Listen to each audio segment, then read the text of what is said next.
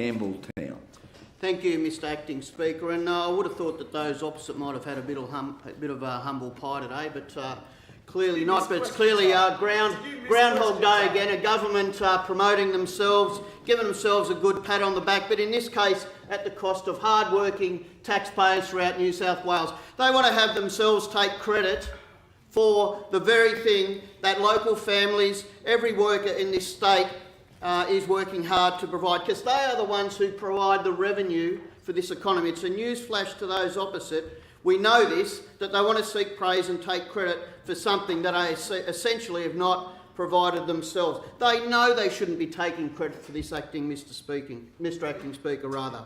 The Treasurer should thank the people of New South Wales, and most of all, we all know the transgrid stamp duties that they are the ones who have essentially paid.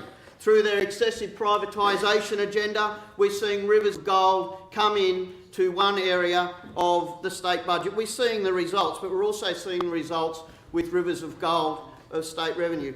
It's very easy for the government to also look past a few other issues, Mr Acting Speaker. In the 16-17 budget, $32 billion worth of borrowings with net interest of $2.2 billion per annum.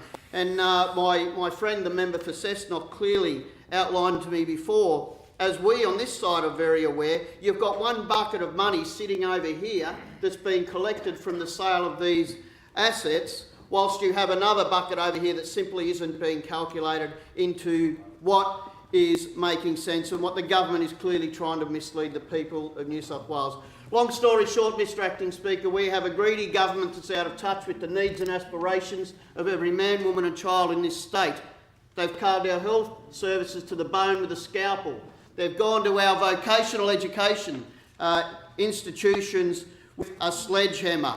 They've come through town, they've collected the money, and they simply are not in a position to give it back. How could you possibly run around this state, and you're not around any town, waving a flag of pride for this result, all the while you have waiting times at hospitals increasing. You have aspirant young people trying to enter the housing market, never found it more harder before. You have student leavers trying to get into TAFE college, but they're not there because this is the same government that's actually carved them to pieces.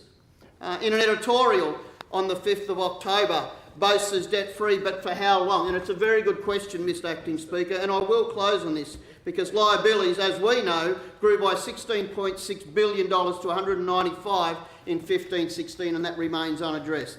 The budget papers also show the broader measure of total government sector net debt, which includes the liabilities of state-owned business assets, such as utilities. This is not a good outcome for the people of New South Wales.